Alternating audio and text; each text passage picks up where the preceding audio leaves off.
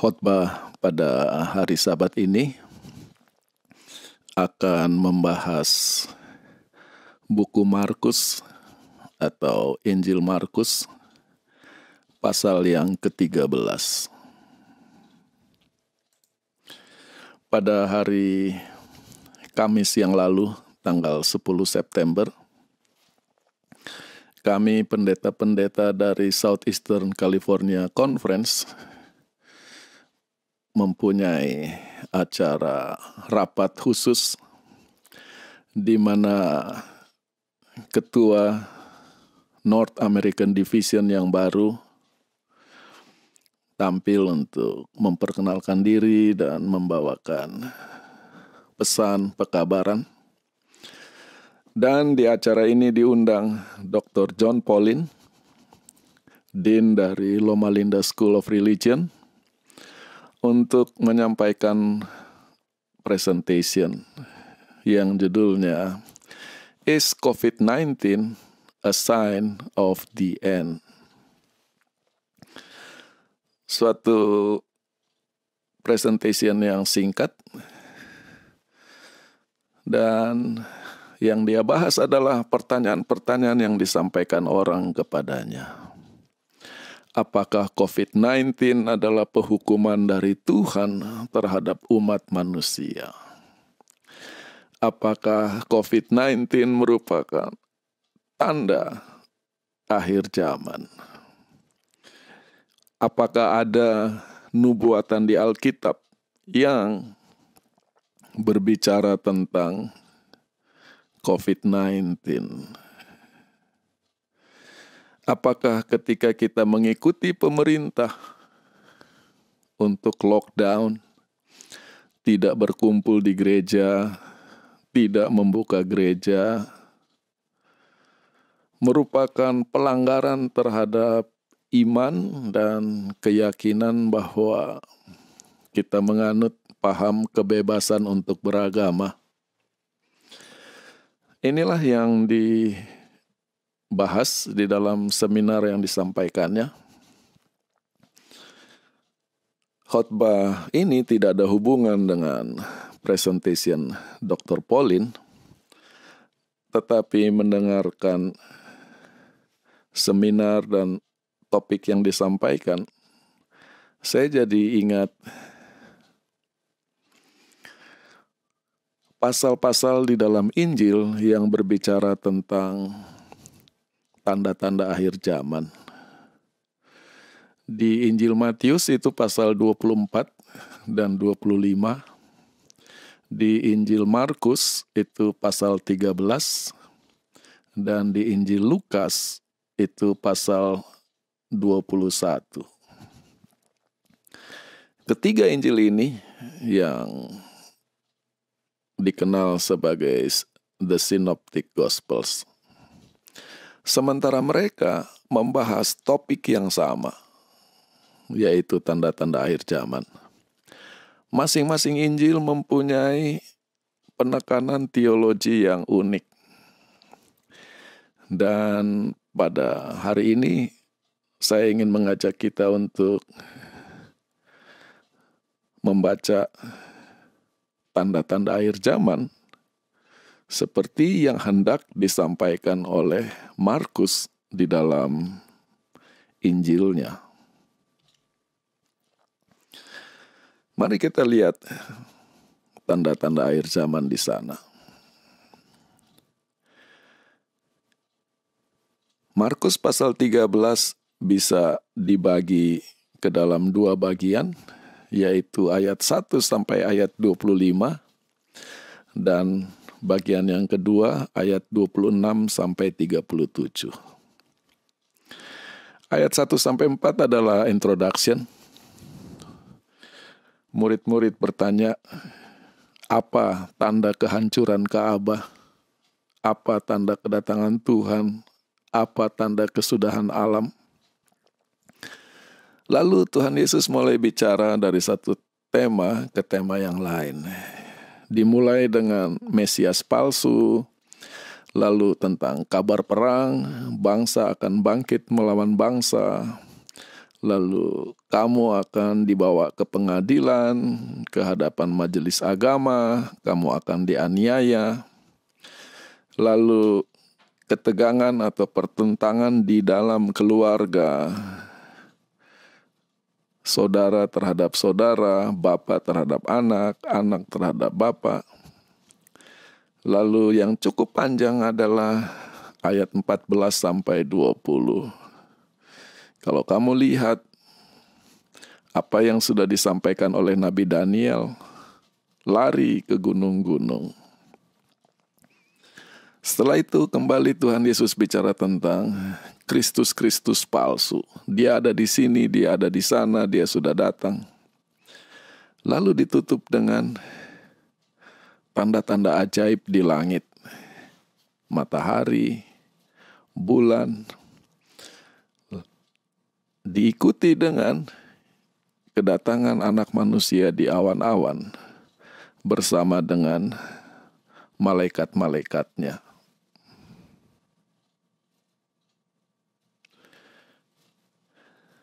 Setelah Tuhan Yesus bicara tentang tanda-tanda ini, dia menyampaikan dua perumpamaan.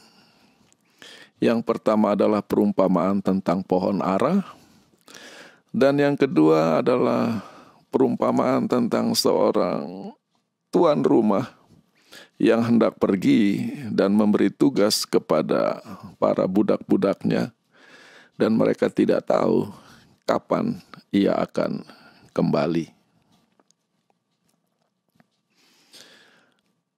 Dan cara pasal ini ditutup adalah penting.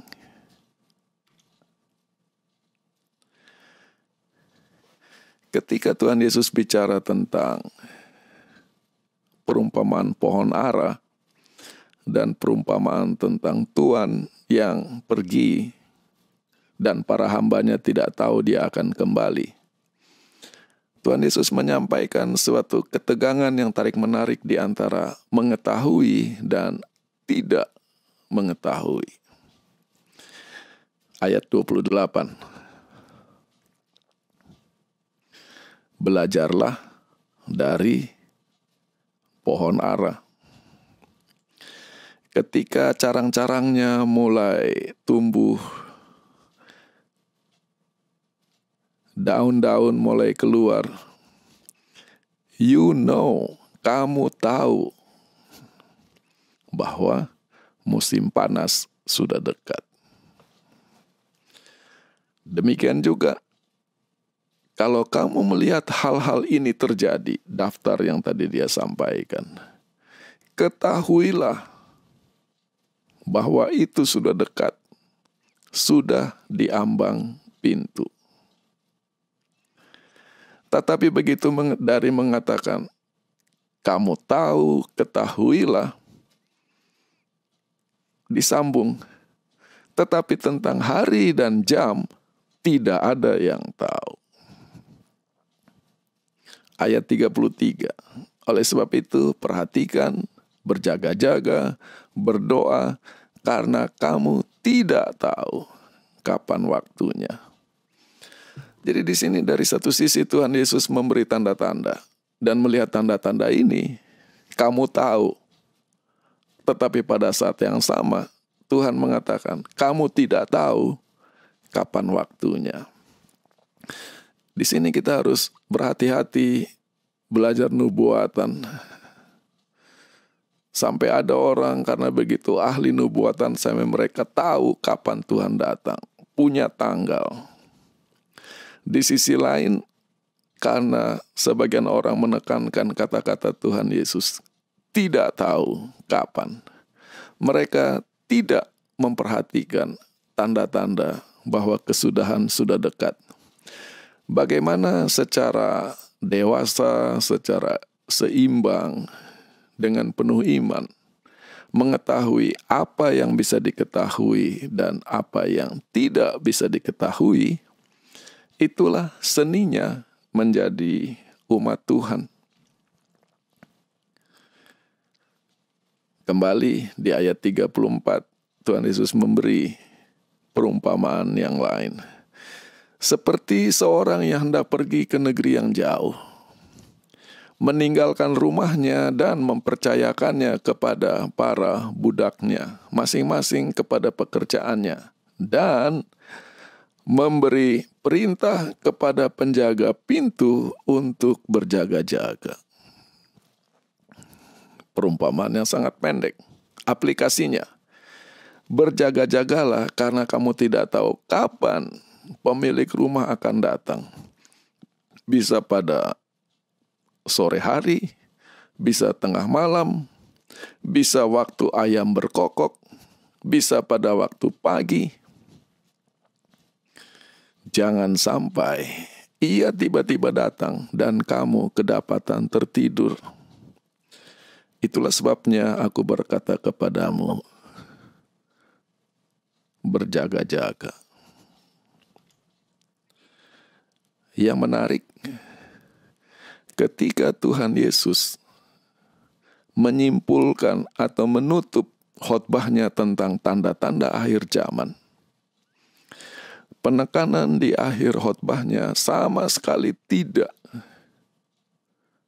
membahas tentang Mesias palsu, tentang perang, tentang penganiayaan, tentang lari ke gunung, tentang keajaiban di alam. Ini menunjukkan bahwa jangan sampai kita terlalu sibuk dengan tanda-tanda ini, justru kehilangan poin yang paling utama yang harus dilakukan sebagai umat Tuhan yang menantikan kedatangan Tuhan. Apa poin utamanya?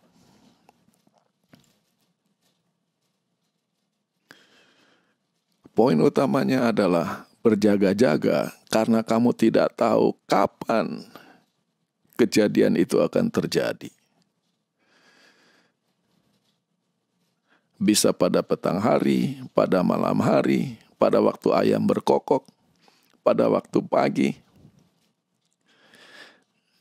Kita lihat Tuhan Yesus tidak mengatakan bahwa tuan rumah itu akan datang pada pagi hari, pada siang hari, pada lewat tengah hari, pada sore hari. Kenapa?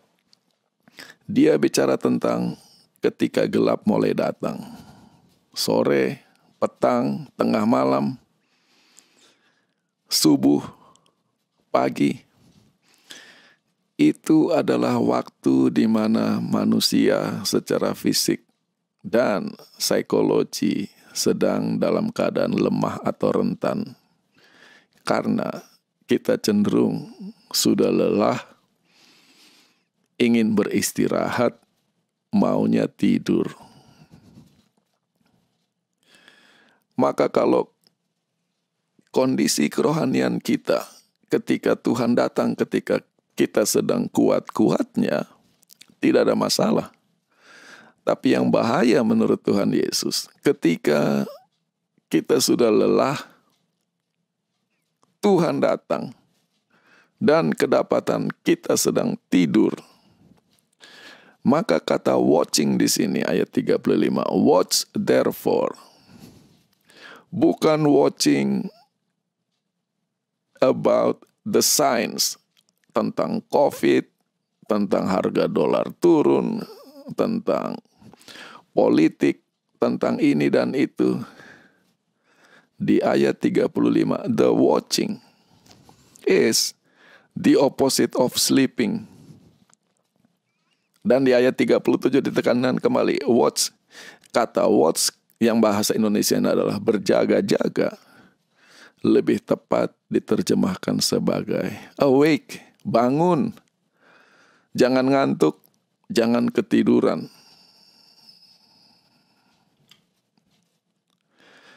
Kita perlu perhatikan bahwa Markus 13 merupakan laporan dialog pribadi antara Tuhan Yesus dengan murid-muridnya. Menyadari hal ini, maka pertama-tama yang perlu kita lakukan adalah membaca pekabaran dari pasal ini di dalam hubungan yang sangat erat dengan pengalaman para murid. Kalau kita mencabut Markus 13 dan membacanya dengan kacamata CNN, NBC, Fox News, dan sebagainya, kita bisa kehilangan pesan yang penting dari pasal ini. Sekarang kita lihat struktur pasal-pasal terakhir dari Injil Markus. Di sebelah kiri adalah bagaimana pasal-pasal ini diatur atau dibangun oleh Markus. Dimulai di pasal 13 dengan khotbah penjabaran tentang tanda-tanda akhir zaman. Di pasal 14 bicara tentang bagaimana Tuhan Yesus merayakan perjamuan kudus dengan murid-muridnya, dari situ ke Getsemani. Setelah itu dia ditangkap. Pasal 15 bagaimana dia diadili, penyaliban, kematian. Pasal 16 kebangkitan. Yang mana kalau kita mau mengikuti kronologi secara waktu, harusnya perjalanan waktu itu dimulai dengan Yesus merayakan Paskah. Dia ke Getsemani, dia ditangkap, penyaliban, kebangkitan, baru perjalanan sejarah menuju kesudahan zaman. Maka fakta bahwa penyusunan pasal ini tidak mengikuti kronologi urutan waktu harusnya membuat kita berpikir bahwa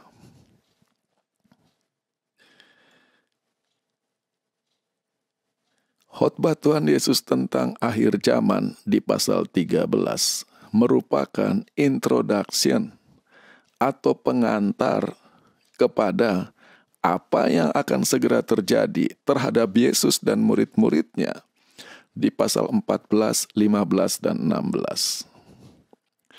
Baru setelah apa yang terjadi itu kita lihat, baru kita terapkan kepada hidup kita sekarang ini. Jangan lari dari Markus 13 langsung melihat ke akhir zaman. Karena nanti saya akan tunjukkan ada poin sangat penting yang kita akan kehilangan kalau kita tidak melihat Markus 13 di dalam konteks pasal 14, 15, dan 16. Sekarang kita bahas dulu tentang tanda-tanda akhir zaman itu. Bagaimana cara membacanya? Di ayat 9, Tuhan Yesus bicara tentang penganiayaan. Dan ini salah satu topik yang paling hangat bagi orang-orang yang menanti kedatangan Tuhan. Kapan kita dianiaya?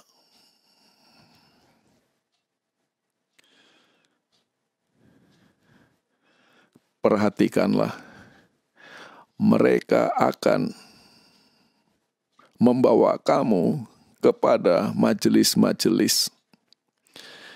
Kamu akan dianiaya di rumah-rumah ibadat. Kamu akan dibawa ke hadapan para penguasa dan raja-raja karena namaku. Tujuannya supaya menjadi saksi bagi mereka.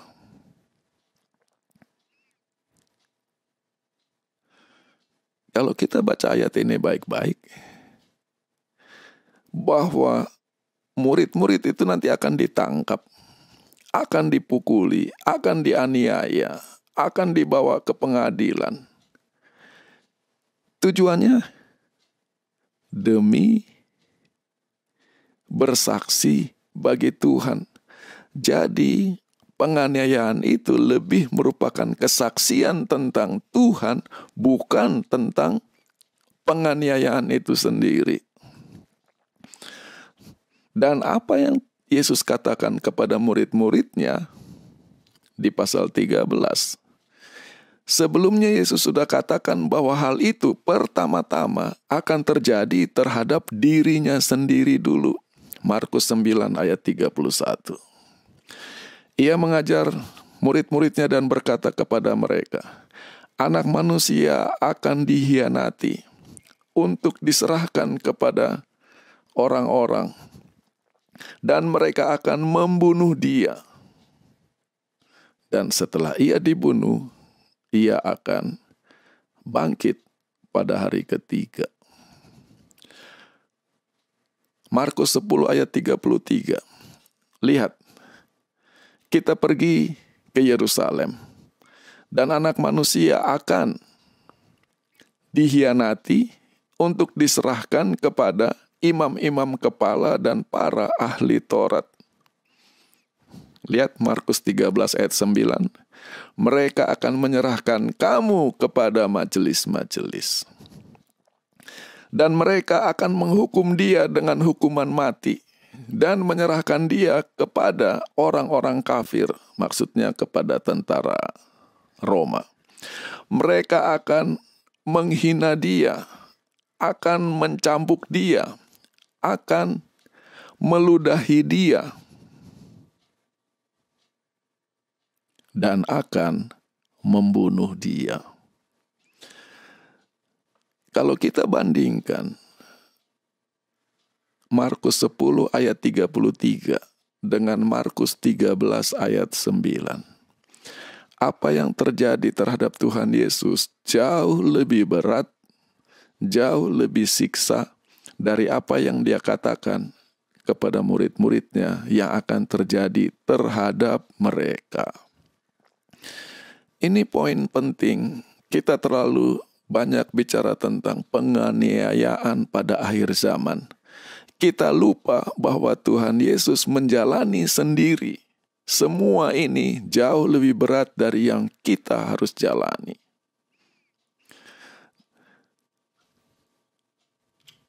Lebih jauh lagi, di dalam Injil Markus pasal 13, dan ini sangat menarik.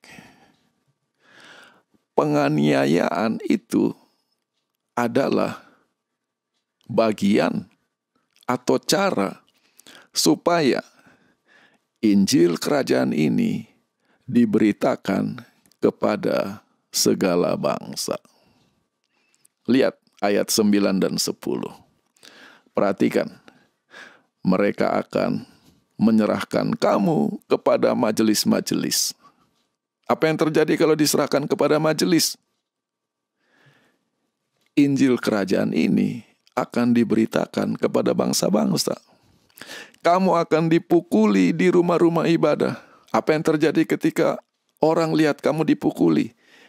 Injil ini akan diberitakan kepada segala bangsa. Kamu akan dibawa ke hadapan para penguasa dan raja-raja.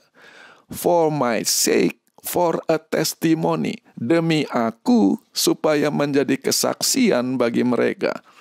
Injil ini harus diberitakan kepada segala bangsa. Kita sering berpikir penganiayaan adalah satu hal, pekabaran Injil adalah hal yang lain. Di dalam Injil Markus, penganiayaan itu adalah cara Tuhan untuk mengabarkan Injil dengan sangat efektif kepada segala bangsa. Ayat 9 bicara tentang penganiayaan, pengadilan. Ayat 10 bicara tentang pekabaran Injil. Ayat 11, ketika kamu ditangkap, ketika kamu diserahkan, jangan takut. Atau tidak perlu berpikir apa yang akan kamu katakan.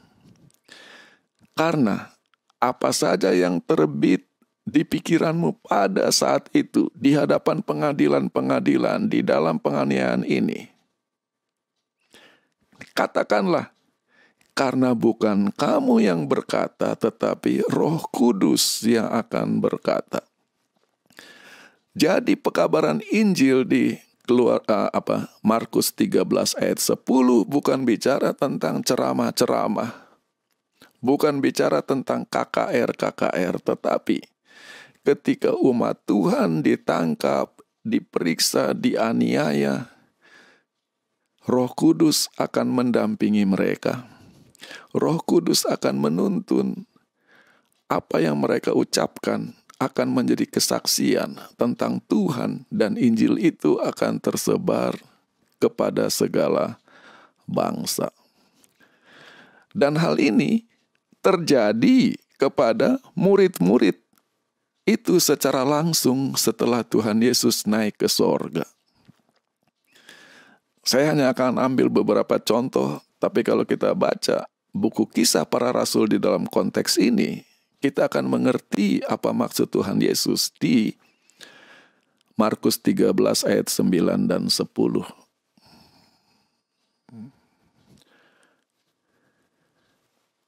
Kemudian imam besar bangkit.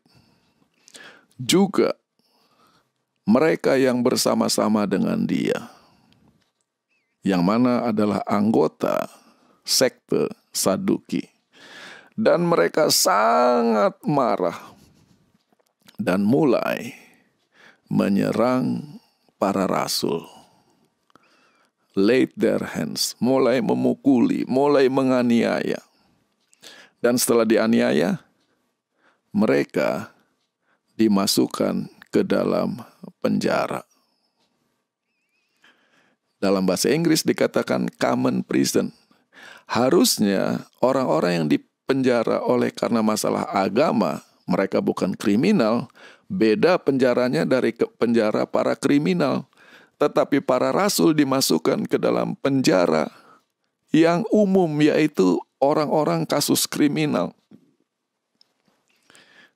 Ayat 19, tetapi pada malam hari malaikat Tuhan membuka pintu-pintu penjara, membawa mereka keluar dan berkata, pergilah, berdirilah di Ka'bah, kabarkanlah kepada orang banyak semua pemberitaan hidup ini. Firman yang hidup, all the words of this life. Lihat, dari penganiayaan, pemenjaraan kepada pemberitaan. Dan bahwa mereka sekarang keluar dari penjara, pemberitaan mereka jadi lebih powerful kepada orang banyak, kan lebih menarik. Di Markus 13 ayat 9 di bagian tengah, Yesus katakan, kamu akan dianiaya di rumah-rumah ibadah. Di Kisah 19, Paulus katanya pergi ke rumah ibadah dan dengan berani, dengan terang, untuk 3 bulan lamanya dia bersoal jawab, meyakinkan segala sesuatu sehubungan dengan kerajaan Allah. Tetapi sebagian orang yang mengeraskan hati dan tidak mau percaya mulai membicara yang jahat-jahat tentang the way, tentang Tuhan di hadapan orang banyak. Itulah sebabnya kita baca di buku Kisah Para Rasul berulang kali setelah Paulus meyakinkan orang di rumah ibadah tentang Yesus dan orang mulai percaya, ujung-ujungnya dia akan dianiaya. Maka penganiayaan dengan penyebaran Injil selalu jalan bersama di buku Kisah Para Rasul. Di Kisah 25 kita baca, Paulus ditangkap karena dia hampir mati diserang oleh massa di Ka'bah di Yerusalem. Dan dia dipenjara di Kaisarea di bawah Gubernur Festus. Lalu Raja Agripa dan istrinya Bernice datang ke Kaisarea untuk ketemu Festus. Lalu mereka ngobrol-ngobrol dan Festus bicara tentang ada orang namanya Paulus. Dia punya kasus di Ka'bah Yerusalem. Lalu ayat 22 mengatakan, Raja Agripa berkata kepada Festus, saya juga mau dengar dia. Lalu Festus jawab, kalau begitu besok kita panggil dia, kamu bisa dengar. Maka pada keesokan harinya, Agripa dan Bernis datang ke auditorium dengan para kepala-kepala pasukan dan orang-orang terkemuka dari kota Kaisarea. Dan Kaisarea itu adalah ibu kota provinsi. Atas perintah Festus, Paulus dibawa masuk.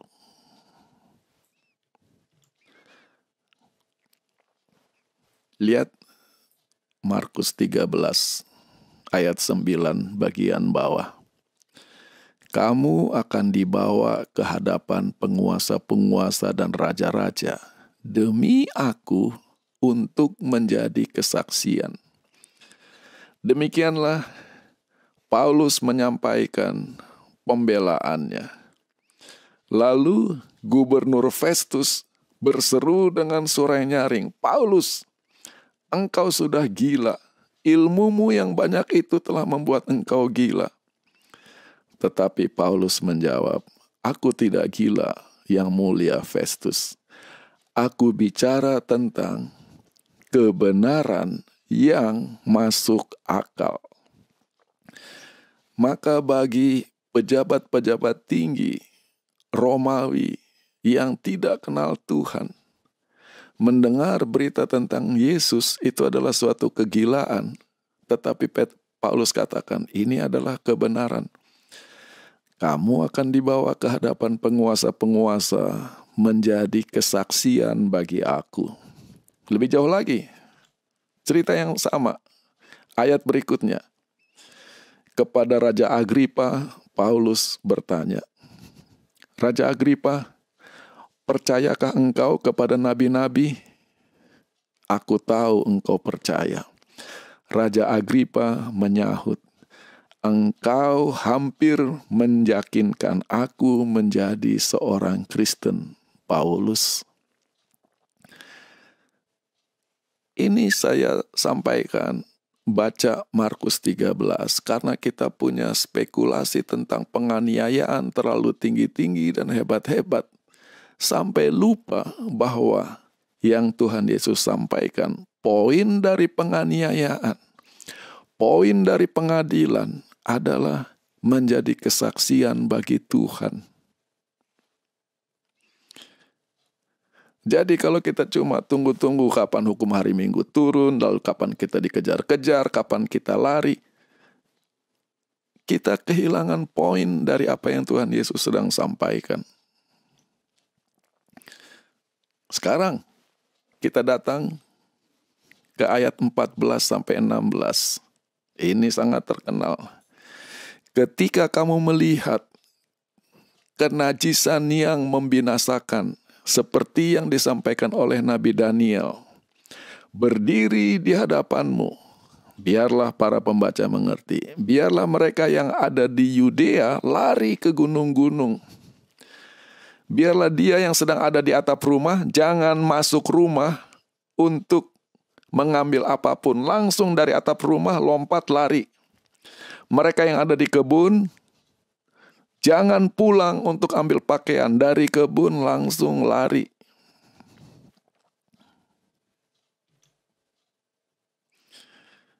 Kita baca ayatnya baik-baik. Ketika kamu melihat kekejian yang membinasakan seperti yang disampaikan oleh Nabi Daniel, biarlah mereka yang ada di Yudea lari ke gunung-gunung. Di Markus 13, yang disuruh lari itu secara spesifik mereka yang sedang ada di Yudea. Yang ada di atap rumah jangan masuk ke dalam rumah, langsung lari. Yang sedang ada di kebun Jangan pulang langsung lari, menunjukkan bahwa Markus 13 ayat 14 secara spesifik nasihat Yesus bicara tentang kejatuhan Yerusalem di tahun 70. Kita bisa lihat di Injil Lukas, Injil Matius, bahwa kalau kamu lihat Yerusalem dikepung tentara, lari, jangan tunggu, jangan lihat mereka akan mundur. Mereka tidak akan mundur. Karena orang-orang Yahudi di Yerusalem, pemimpin bangsa semua berkata, Tuhan beserta kita, kita pasti menang. Mereka pasti mundur, justru Tuhan Yesus katakan lari. Jadi itu konteksnya sangat spesifik dan konteksnya sangat khusus.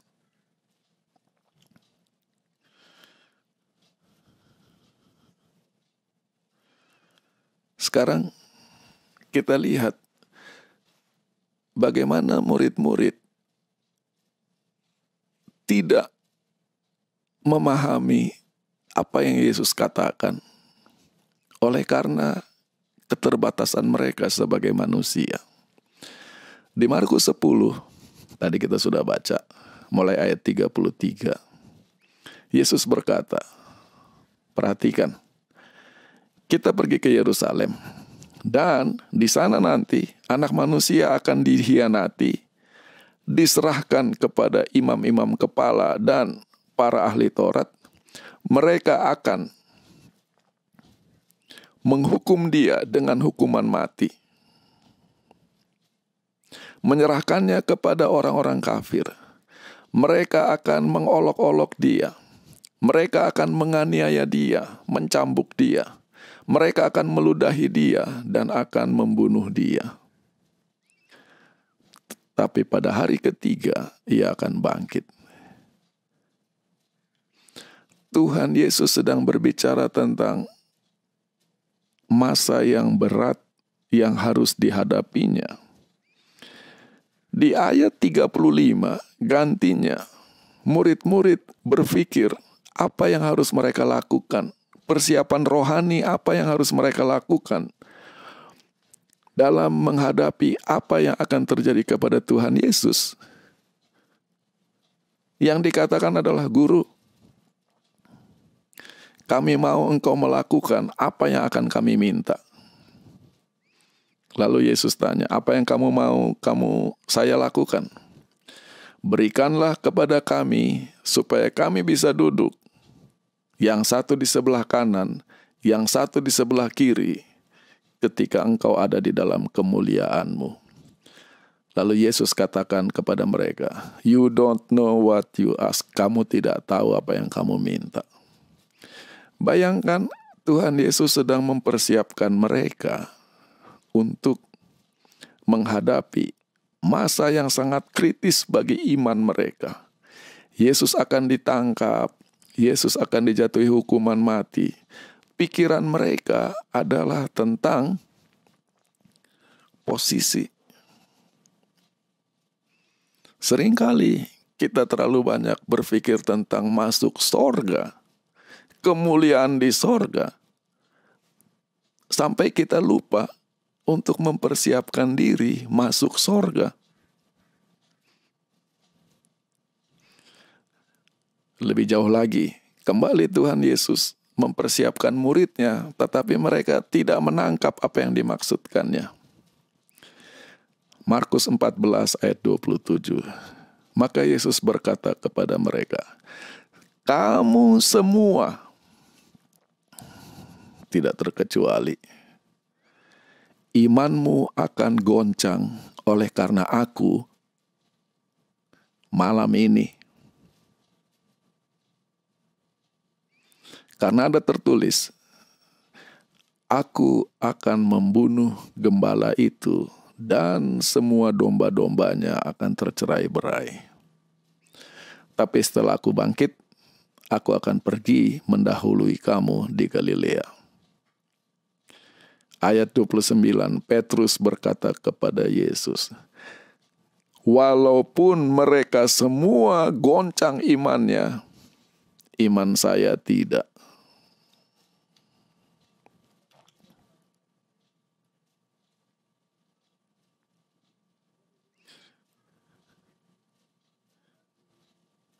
Lalu di ayat 31,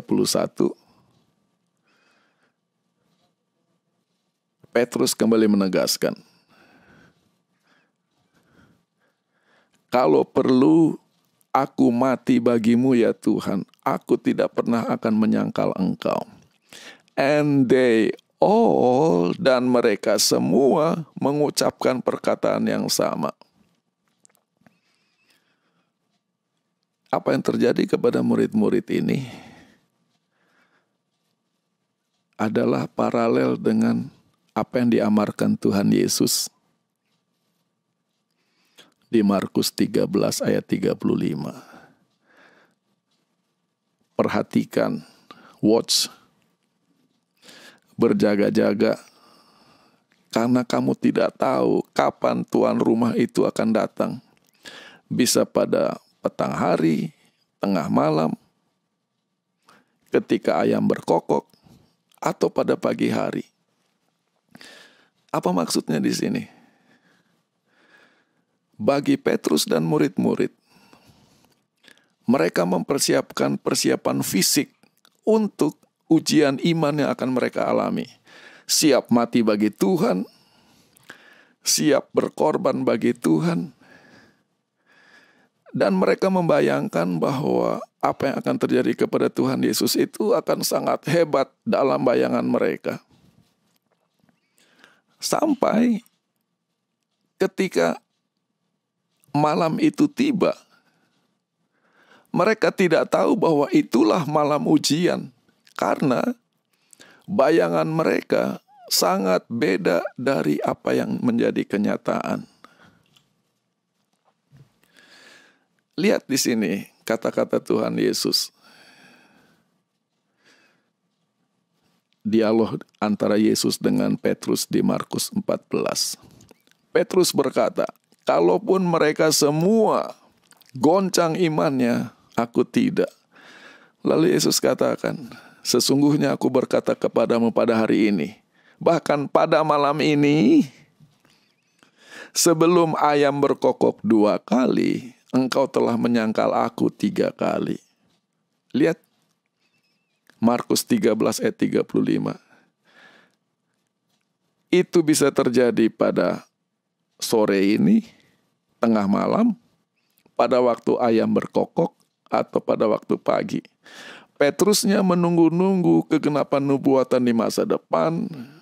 Yang diperhatikan adalah tanda-tanda fisik, tanda-tanda di antara para bangsa-bangsa. Ujian imannya terjadi pada malam hari, dan malam itu, karena dia tidak tahu bahwa ujian itu datang pada malam itu, sebelum ayam berkokok 2 kali, ayam baru berkokok 1 kali, dia sudah menyangkal Tuhan 3 kali.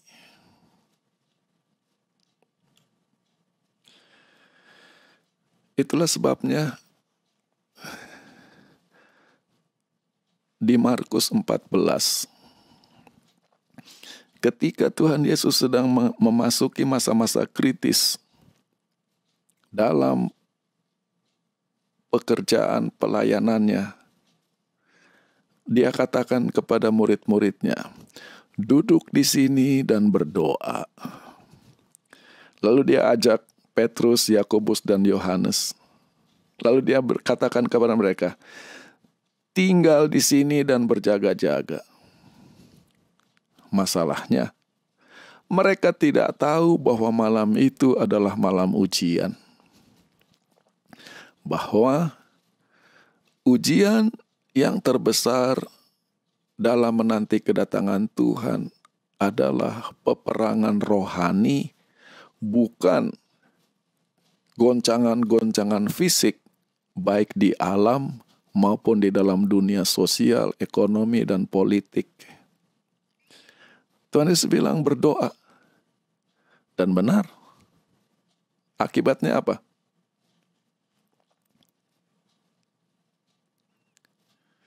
Karena mereka tidak tahu kapan waktunya tiba, mereka tidur. Di Markus 13 Tuhan Yesus sudah kasih tahu, berjaga-jagalah karena kamu tidak tahu waktunya. berjaga-jaga. Kamu tidak tahu kapan dia datang. Seringkali kita baca when the master of the house is coming, bicara tentang kedatangan Tuhan. Padahal yang Tuhan Yesus adalah ujian yang paling kritis ketika akhir zaman itu tiba. Jangan sampai kamu kedapatan tidur. Berjaga-jaga, dan itu nasihatnya kepada murid-muridnya. Berdoa, berjaga-jaga di Getsemani. Tapi apa yang terjadi?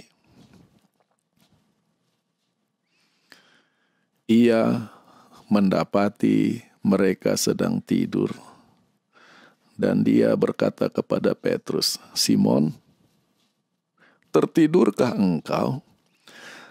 Tidak sanggupkah engkau berjaga-jaga bersama dengan aku 1 jam saja?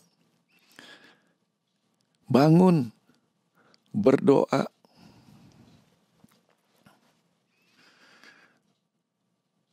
Jangan sampai kita terlalu sibuk memperhatikan tanda-tanda akhir zaman, seperti yang didaftarkan di Markus 13, tapi lupa berdoa karena terlalu sibuk membahas berita, terlalu sibuk melihat update di Facebook tentang tanda-tanda akhir zaman. Yang mana secara rohani kita tidur, karena kita tidak tahu kapan ujian itu akan datang kepada kita. Kalau saja Petrus dan murid-murid tahu bahwa malam di Getsemani itu adalah malam ujian, wah, mereka akan berjaga-jaga sudah jauh waktunya. Masalahnya Tuhan Yesus sudah kasih tahu di Markus 9, Markus 10 akan ada. Mereka punya bayangan tentang nubuatan beda. Jadi ketika waktu yang sebenarnya datang, mereka tidak siap karena mereka tidak tahu bahwa peperangan yang terbesar dalam hidup ini adalah peperangan rohani. Bukan tentang tanda-tanda di alam, berita-berita peperangan, penganiayaan, dan sebagainya. Dan apa yang terjadi? Ketika Yesus ditangkap, mereka lari semua.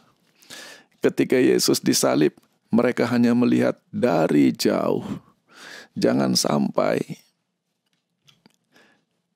kita terlalu sibuk dengan tanda-tanda akhir zaman.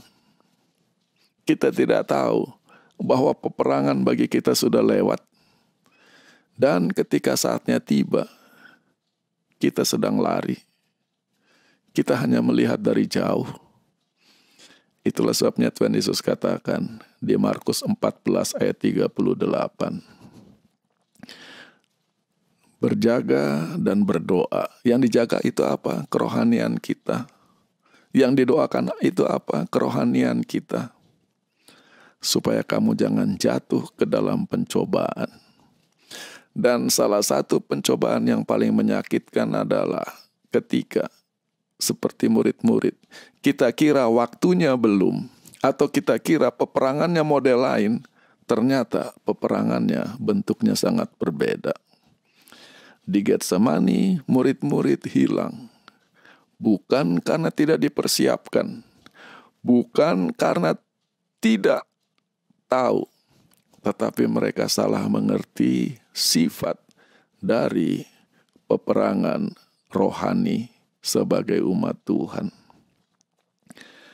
Kiranya Tuhan memberkati firman ini dan bisa jadi berkat bagi kita semua. Mari kita berdoa. Tuhan, terima kasih di mana kami sebagai jemaat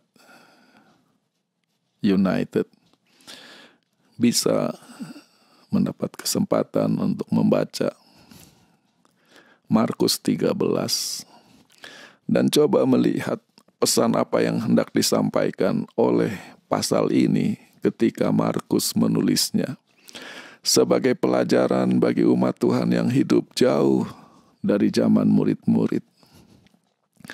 Dan biarlah kami menjadi bijaksana dalam membaca zaman, dalam menjalani zaman. Jangan sampai kami hanya heboh, sibuk dengan tanda-tanda akhir zaman, tetapi tidak memperhatikan kerohanian kami sebagai pribadi, hubungan kami dengan Engkau sebagai Tuhan yang akan datang. Di dalam nama Tuhan Yesus kami berdoa. Amin.